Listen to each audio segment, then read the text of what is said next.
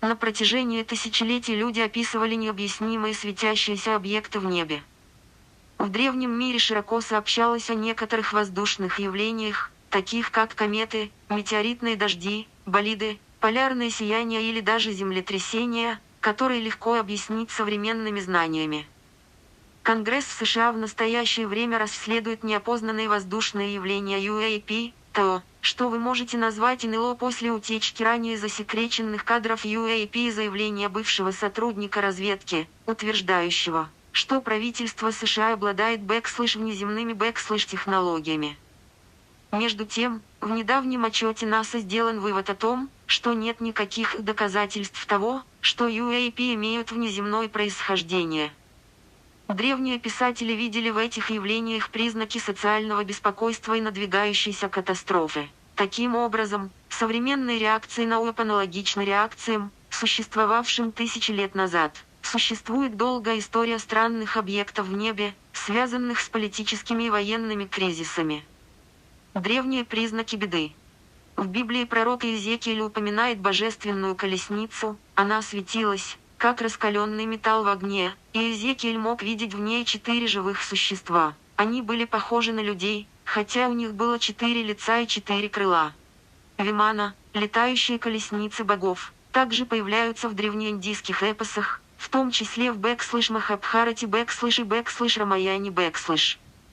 В индуистских мифах боги изображались разъезжающими на этих колесницах во все уголки Вселенной.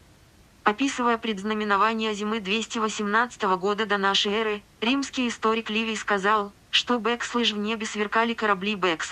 Началась Вторая Пуническая война, и вражеский генерал Ганнибал был на пороге череды побед.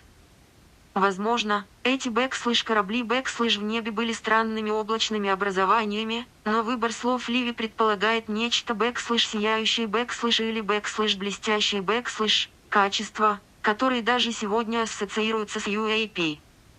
Ливий сообщает о другом появлении кораблей в небе в 173 году до нашей эры, когда якобы появился Великий флот Весной 217 года до нашей эры, когда Ганнибал все еще угрожал Риму, Ливий говорит, что круглые щиты были замечены в небе над Центральной Италией. Ливий не говорит, блестели ли эти объекты так же, как корабли увиденные в прошлом году, но щиты напоминают внешний вид летающих тарелок типа UAP, который приобрел известность в разгар Холодной войны. Еще один любопытный классический UAP описан греческим писателем Плутархом в его жизнеописании Лукула римского полководца. Войска Лукула собирались сразиться с понтийским царем Митридатом VI, когда между двумя армиями появился странный объект. Внезапно небо раскололось, и было видно, как огромное, похожее на пламя тело упало между двумя армиями. По форме он больше всего напоминал винный кувшин, питос, а по цвету – на расплавленное серебро. Обе стороны были поражены этим зрелищем и разошлись.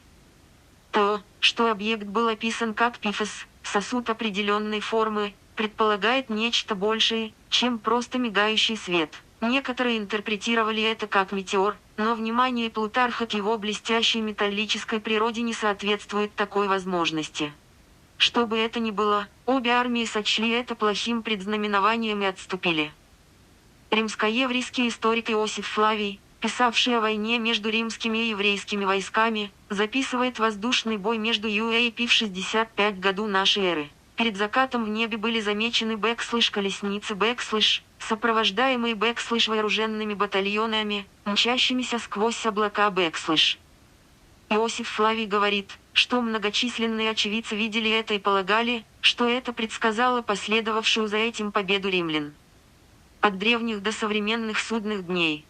Святой Павел упомянул Божий щит веры в своем послании к Ефесянам, а корабли, путешествующие по небу были распространенной темой в средневековой Ирландии, символизируя безопасность, которую корабль церкви предоставлял верующим.